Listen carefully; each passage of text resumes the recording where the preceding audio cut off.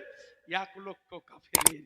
এ আজিজানে মোহতারাম, বিরাদারিনে ইসলাম, এবার আপনার হযরতে যায়েদ ইবনে হারিস রাদিয়াল্লাহু তাআলা আনহু তিনি ইসলামের ঝান্ডাকে হাতে ধরলেন। ধরার পরে ঘোড়ার উপরে সওয়ার করে প্রথমে কাফেরদের নিকটে ইসলামের দাওয়াত দিলেন যে তোমরা ইসলাম ধর্ম কবুল করে নাও। কিন্তু কাফেরেরা তার জবাবে তীর ছুড়তে আরম্ভ করে দিল। যেমনই তীর চালাতে আরম্ভ করা, হযরতে যায়েদ রাদিয়াল্লাহু তাআলা আনহু তিনি চিন্তা করলেন, আল্লাহ, আর আমাদের যুদ্ধ করা ছাড়া দ্বিতীয় কোনো রাস্তা নাই। সঙ্গে সঙ্গে ছিলেন নওজোয়ান, সিংহের মতো গর্জন করে নারায়ে তাকবীরের ধ্বনি দিয়ে ঘোড়ার উপর থেকে লাফ মেরে 1,00,000 কাফেরের সাথে মোকাবিলা আরম্ভ করলেন। মোকাবিলা করতে করতে কিছুক্ষণ মোকাবিলা করে একজন রোমান কাফের তিনাকে শহীদ করে দিলেন, তিনি শহীদ হয়ে গেলেন। এরপরে দ্বিতীয় সাহাবী হযরতে জাফর রাদিয়াল্লাহু তাআলা আনহু ইসলামের ঝান্ডা এক হাতে ধরে আর এক হাতে তলোয়ার চালাতে আরম্ভ করলেন। একজন কাফের হযরতে জাফরের ডান হাতের উপর একটা তলোয়ারের কোপ দিল, উনার ডান হাতটা কেটে জমিনে পড়ে গেল। এরপরে বাম হাত দিয়ে ইসলামের ঝান্ডা ধরলেন। বাম হাতের উপর আর একজন কাফের একটা তলোয়ারের কোপ দিল, বাম হাতটা কেটে জমিনে পড়ে গেল। তিনি চিন্তা করলেন, আল্লাহ, আমার ডান হাতও কাটা, বাম হাতও কাটা, এই মুহূর্তে ইসলামের ঝান্ডা জমিনে পড়তে দেওয়া যাবে না। আরে কিতাব সাক্ষী দেয় যে হযরতে জাফর রাদিয়াল্লাহু তাআলা আনহু কাটা হাত রেখে নিজের বুক দিয়ে ইসলামের ঝান্ডাকে উঁচু করে ধরেছিলেন। হযরত আব্দুল্লাহ ইবনে মাসউদ বলেন, আমরা দূর থেকে তাকিয়ে দেখতেছিলাম যে জাফরের একদিকে হাত কেটে পড়ে, একদিকে পা কেটে পড়ে, একদিকে মাথা কেটে পড়ে। বলে এরপরে যুদ্ধের ময়দানে তাকিয়ে দেখতেছিলাম যে ইসলামের ঝান্ডা কে যেন উঁচু করে ধরে আছে।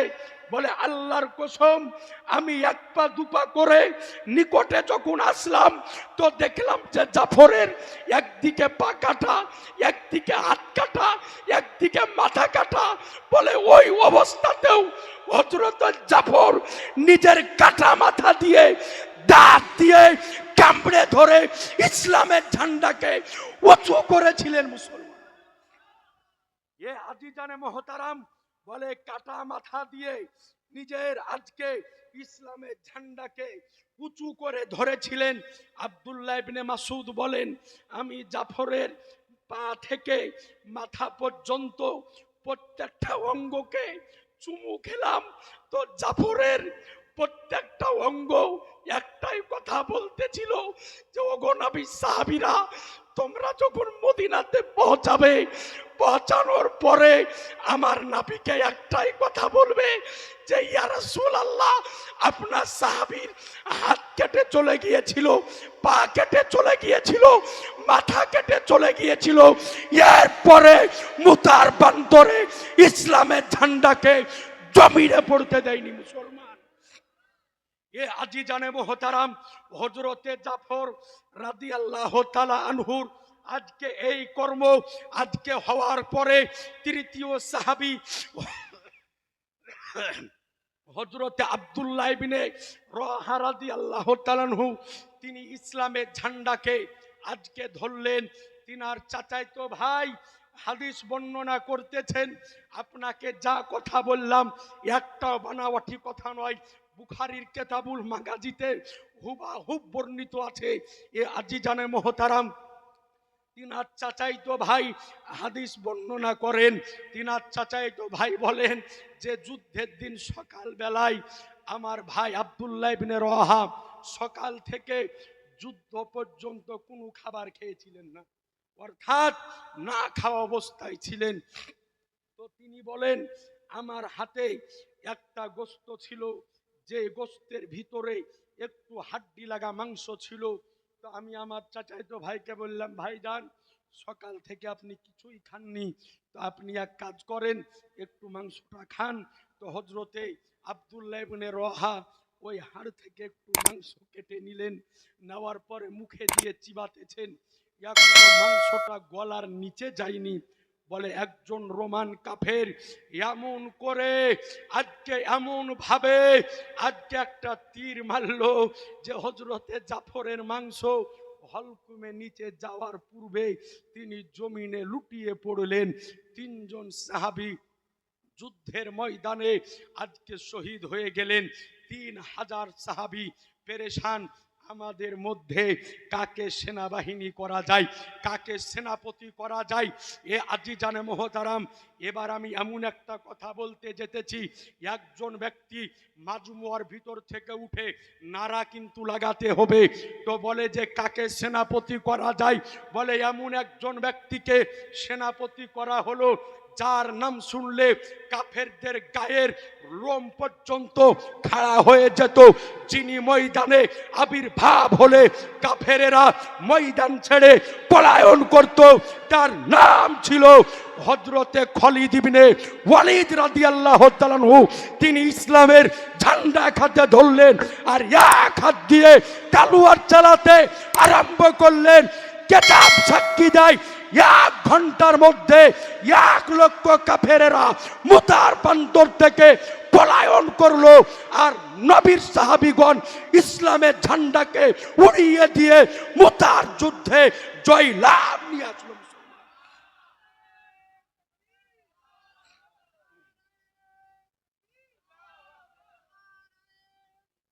ইয়া রাসূলুল্লাহ, ইয়া রাসূলুল্লাহ, জিন্দাবাদ জিন্দাবাদ। তাজুশ শরিয়া, তাজুশ শরিয়া, তাজুশ শরিয়া, তাজুশ শরিয়া। জিন্দাবাদ, জিন্দাবাদ জিন্দাবাদ জিন্দাবাদ।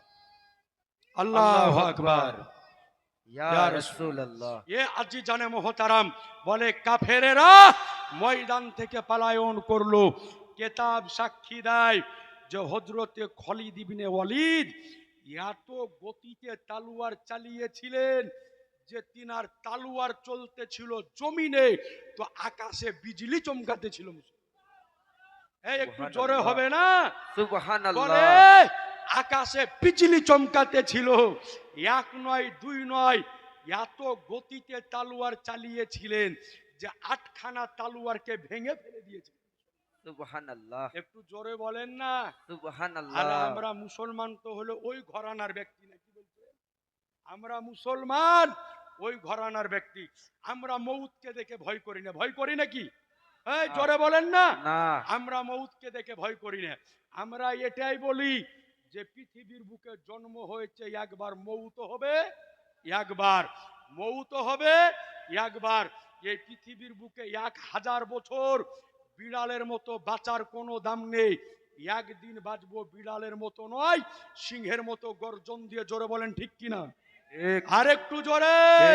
তো সুতরাং আমাদেরকে ভয় দেখিয়ে লাভ নাই, কারণ আমরা এটাই ভাবি যে আমার মতো গুনাহগার পাপীর জান যদি আমার নবীর মহব্বতে চলে যায় তো এটাতে আমরা খুশি কি খুশি না? খুশি। জোরে বলে এটাতে আমরা খুশি যে আমার মতো পাপীর জান, আমার মতো গুনাহগারের জান আমার নবীর মহব্বতে গেলে এতে আমার চাইতে সৌভাগ্য আর পৃথিবীর বুকে দ্বিতীয় কেউ হবে না। জি, তো সুতরাং আমাদেরকে ভয় দেখিলাম না। কারণ জানেন, আপনারা শুনেছেন যে ফিলিস্তিনের মসজিদ নিয়ে দীর্ঘদিন ধরে ইসরায়েলি বাহিনীর সাথে যুদ্ধ হচ্ছে, শুনেছেন? তো কয়েকদিন আগে একটা ইন্টারভিউ দেখলাম, ইসরায়েলের একজন বাহিনী ইন্টারভিউ দিতেছে, বলতেছে যে শোনো, আমরা ফিলিস্তিনের মুসলমানকে লড়াই পারবো না। বলছে কেন পারবো না? কারণ হলো এটাই, বলছে আমাদের সিনাতে যখন বন্দুক ধরে তো আমরা বন্দুকের নলা দিয়ে মউতকে দর্শন করি, আর একজন মুসলমানের বুকে বন্দুক যখন ধরা হয় তো বন্দুকের নলা দিয়ে আরে মউতকে নয় খোদার জান্নাতকে দর্শন করতে পারি। সুবহানাল্লাহ। মুসলমানদেরকে যুদ্ধ করে পারা যাবে না। সুতরাং আমাদেরকে ভয় দেখিয়ে লাভ হবে না, কারণ আমাদের ইতিহাস আগে পড়ে দেখিয়েছো নাকি ভাই? আমাদের ইতিহাস আলগা করো। তো হযরতে জাফর রাদিয়াল্লাহু তাআলা তিনার শাহাদাতের পরে হযরতে খালিদ ইবনে ওয়ালিদের নেতৃত্বে মুতার যুদ্ধ জয়লাভ হলো। জোরে সুবহানাল্লাহ বলেন। যুদ্ধের আরো একটু ঘটনা আছে, বলবো না শেষ করব? বলবো। বলো। একজন ভাই আমার 1,000 টাকা দেখি মাদ্রাসার লেগে, একজন কোন মহব্বতকারী ভাই 1,000 টাকা আছে পকেটে দেখি, একজন কোন ভাই আমার নবীর প্রেমে চেয়েছি, হাজার হাজার টাকা ফুরিয়ে দাও সুবহানাল্লাহ। আর একজন কোন ভাই আমার পকেটে যদি থাকে তো একটু চট করে, বাকি শুদ্ধ লেখা হবে নাকি গো মাস্টার সাহেব? হ্যাঁ, তো সুবহানাল্লাহ। আর একজন কোন ভাই আমার পকেটে থাকলে একটু চট করে, আমার নবীর প্রেমে চেয়েছি, সাহাবায়ে কেরাম জীবন দিয়েছে, জীবন চাইবো না, জান চাইবো না, প্রাণ চাইবো না, 1,000 টাকা নাই। আর কোন ভাইয়ের পকেটে নাই গো আমার গো? কোন একজন ভাইয়ের পকেটে সুবহানাল্লাহ, কোন নওজোয়ান ভাই হোক বা বয়স্ক আমার বাপরা হোক, কোন একজন ভাই আমার আর 1,000 টাকা হবে না? যুদ্ধের ঘটনাটা আরেকটু আছে সামনে, আরেকটু লম্বায় আছে, ইনশাআল্লাহ তাআলা বলে বক্তব্য শেষের দিকে নিয়ে যাব। নাই আর একজন কোন ভাই আমার হবে না মাজমুয়া থেকে 1,000 টাকা? সুবহানাল্লাহ। নাই কোন ভাই আমার, যদি পকেটে না থাকে আপনি পরে করে দিয়ে দিন, খালি নামটা বলেন, আমার নবীর প্রেমে, নাবির ভালোবাসায়, নাবির ইশকে, নাবির মহব্বতে চেয়েছি, নাবির ওসিলায় চেয়েছি। নাই কোনো ভাই? হ্যাঁ, একজন কোনো ভাই আমার নাই? মেয়ে ছেলেরা আছে না পালিয়ে গেছে গো? মেয়েরা আছে না চলে গেছে? আছে, অনেক আছে আশা করি। সুবহানাল্লাহ। মেয়ে ছেলেরা টাকা পয়সা দিয়েছে, দিয়েছে তো সুবহানাল্লাহ। আর একজন কোন ভাই আমার হলো না? সুবহানাল্লাহ। 1,000 টাকা হলো না? আর কোন ভাই আমার পকেটে নাই? সুবহানাল্লাহ। একটু চট করে দেন না ইনশাআল্লাহ। ওয়াজ কি না, মজবুল হক, নারায়ে তাকবীর, নারায়ে রিসালাত, মাসলাকে আলা হযরত মজলুক হক সাহেব, মজবুল হক সাহেব, তিনি বলেছেন যে চান 5,000 আমি দিয়ে দেব। আমি তো ভয়ে বেশি করে চাহানুই না, যে বেশি চাইতে গেলে যদি আবার উঠে পালিয়ে যায় নাকি বলছেন। ওর লাগে আমি 1,000 চানো দেখছি, হাতিয়ার পাটি এখনো বসি আছে। সুবহানাল্লাহ, আলহামদুলিল্লাহ। 5,000 টাকা আমার একজন ভাই দিয়ে দিয়েছে। আর একজন কোন ভাই আমার 1,000 টাকা চাউনি হবে না? হ্যাঁ, যে আজ এই যুবক ভাই কারো পকেটে নাই রে ভাই, 1,000 টাকা আমার নবীর প্রেমে চেয়েছি, নাবির ইশকে চেয়েছি। আজ বর্তমান সময় আমাদের ঘরের যুবক ছেলেরা হাজার হাজার টাকা পুরাইছে না ভাই? বাজার থেকে একটা প্যান কিনে এসেছে 3,000 দাম, তাও প্যান ছিঁড়া। কেশিয়ার আতাউর রহমান 2,000। নারায়ে তাকবীর, নারায়ে রিসালাত। কেশিয়ার আতাউর রহমান সাহেব 2,000 টাকার দাতা, বলেন মারহাবা। তো যুবক ছেলেদেরকে দেখছি যে বাজার থেকে একটা প্যান কিনে নিয়ে এসছে 2,500 টাকা দাম, তাও ছিঁড়া। ছিঁড়া প্যান পরে না? না না, এই গায়ের ছেলেরা পরে না, এখানেও পরে। আরে কি বলবো গো আপনাকে, কিছুদিন আগে দেখুন যে হাঁটুর নিচ ছিঁড়া, তারপরে দেখুন হাঁটু ছিঁড়া, সেদিন একজনা দেখছি জান ছিঁড়া, মানে মাল ওপরে উঠছে। কদিন পরে দেখবেন যে পোস্ট অফিস ছিঁড়া হবে। ইশারা বুঝেলিয়েন? কদিন পরে ওর পোস্ট অফিস ছিঁড়া হবে। জি, তো একটা ছিঁড়া প্যান্ট কিনে নিয়েছে 3,000 দাম। আরে ভাই, ও প্যান্ট পরা জায়েজ নাই, ছিঁড়া প্যান্ট পরা না জায়েজ, পরা যাবে না, খবরদার। তো হ্যাঁ ভাই, হ্যাঁ, তো ওই একটা প্যান্ট 3,000 টাকা দাম, তো কোনো একজন ভাই আমার পারলো না? হ্যাঁ, 1,000 টাকা কোনো যুবক ছেলের মধ্যে হাজার হাজার টাকা ফুরিয়ে যায়। হ্যাঁ, আগে মাস্টার সাহেব, আগেকার যুগে মানুষ চুল কাটিয়েছে 2 টাকা 2.5 টাকা করে হাটে লাই, নাপিতের কাছে। না আপনাদের গায়ে কি বলে, নাপিত বলে না? নাপিত, নাপিতের কাছে 1 টাকা 1.5 টাকা করে চুল কাটেছে। এখন বর্তমানে বেটা ছেলে চুল কাটার পার্লার উঠেছে, উঠেনি? আমি একদিন কালিয়া চকে গেছি চুল কাটতে, আমি কালিয়া চকে থাকি, ওখানে আমার মাদ্রাসা। তো কালিয়া চকে গিয়েছি চুল কাটতে, একটা যুবক ছেলে চুল কাটার বিল পেড করছে। তো ওর বিল আমি দেখলাম যে 1260 টাকা বিল, চুল কাটা 1260 টাকা। তা আমি ভাবলাম যে হ্যাঁ রে, কি চুলের কাটলো কোনখান যে 1260 টাকা বিল? চিন্তা করেছেন? হ্যাঁ, আর মাদ্রাসাটার লাগে 1,000 টাকা কোনো ভাই ফেললো না দিতে গো। হ্যাঁ, সুবহানাল্লাহ। তো 100-100 করে দেন দিন, পকেটে যদি থাকে 100-100 করে, চট করে একটু মুসাফা করে যান। আর 100 টাকা করে টাকা দেখি আমার হাতে, একটু চট করে দেখি কে কে মুসাফা করবে। ছোট ভাই বড় ভাই হিসাবে বলেছি, সুবহানাল্লাহ 100 টাকা করে টাকা একটু চট করে দিয়ে যান, তারপরে ওয়াজটা আমি শেষ করব ইনশাআল্লাহ। তাহলে একটু চট করে দেন, সুবহানাল্লাহি ওয়া বিহামদিহি। 100 টাকা করে টাকা পকেটে নাই, সুবহানাল্লাহ। দেখেন আমার এই ভাই 100 টাকা দিয়ে দিয়েছে এক নম্বরে। আর কেউ দিবেন না? নাই গো। আসলে বলছে যে এই গাড়ির ওপরে বসে মুফতি সাহেব গরম ধরে গেছে, আর উঠা হয় এমনি ঠান্ডার দিন, সুবহানাল্লাহ। উঠাই দিবেন, সুবহানাল্লাহ। দেখেন আমার এই ভাইজান 200 দিয়েছে, সুবহানাল্লাহ। দেখেন আমার এই ভাই 100 দিয়েছে, আল্লাহ যেন কবুল করে। তাইলে 4 জুনা 400 হলো, সুবহানাল্লাহ। আর আর নাই, 100 টাকা করে টাকা চেয়েছি। 1000 পুজিয়ে দেন, 10 জন দিয়া দেন, ওয়াজটা শুরু করব, সুবহানাল্লাহ, আলহামদুলিল্লাহ। আর বিটি ছেলেদের ভিতরে একজনকে যদি পারেন একজনকে পাঠান না, হ্যাঁ? আমি বিটি ছেলেদের নিকটে একজনকে পাঠাচ্ছি, মা বোনরা আপনারা শুনছেন, কোন মা আমার যদি পারেন আঁচলে থাকলে 500টা টাকা দিয়ে পাঠাইন তো, আপনাদের জন্য কোনো মশলা দিবেন না। সুবহানাল্লাহ, আমার বাবা 100 দিয়েছে, আল্লাহ যেন কবুল করে, সুবহানাল্লাহ, আলহামদুলিল্লাহ। দেখেন আমার এই ভাই 100 দিয়েছে, আল্লাহ যেন কবুল করে। আর নাই কারো পকেটে, সুবহানাল্লাহ। মেয়েদের জন্য কয়েকটা মশলা বলে দিব। 1 নাম্বার মশলা বলে দিব বিটি ছেলের জন্য, যে স্ত্রীর জন্য স্বামীর পকেট মারা জায়েজ আছে না নাই? মারে লাই না, মারে না, মারে না, সুবহানাল্লাহ। আমার এই ভাই দিয়ে 100, এই ভাই দিয়ে 100, আল্লাহ যেন কবুল করে। একটু চট করে দেন, দেরি করিয়েন না, নাবিল ঘর মাদ্রাসা, সুবহানাল্লাহ। এ দেখেন আমার এই ভাই দিয়েছে 100। বিটি ছেলের জন্য মশলাটা বলে দিব, যে স্ত্রীর জন্য স্বামীর পকেট মারা জায়েজ আছে না নাই, ইনশাআল্লাহ বলে দিব, সুবহানাল্লাহ। এই ভাই দিয়েছে 100, আমার এই বাবা জীবন দিয়েছে 100, আল্লাহ যেন কবুল করে, সুবহানাল্লাহ। আর মা বোনদের জন্য আরেকটা স্পেশাল ভাবে মশলা বলে দিব, যে বর্তমান সময় আমাদের ঘরের বিটি ছেলেদেরকে দেখছি যে ও সোনা চাঁদির গয়নাকে আলমারির মধ্যে ভরে রেখে সিটি গোল্ডের গয়না পড়ছে, পড়ছে না, পড়ছে না? সিটি গোল্ডের চুড়ি, সিটি গোল্ডের গলা, সিটি গোল্ডের কান, মানে ওর ওপরে সোনার পানি দেওয়া, আর ভিতরে গুড়া তামার পিতল, পড়ছে না, পড়ছে না? তো সিটি গোল্ড পরা যাবে কি যাবে না? এই সিটি গোল্ড পরে নামাজ হবে কি হবে না?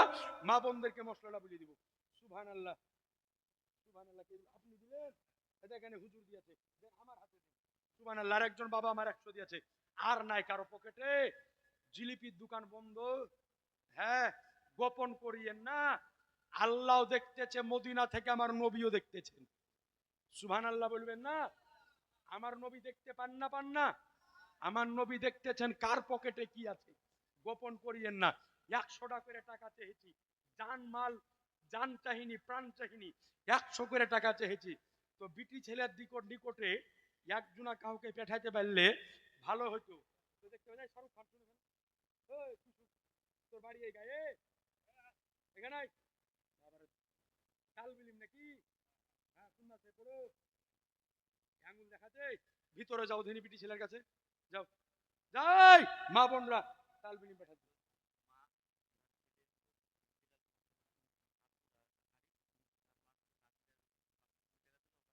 ঠিক হলো টাইট।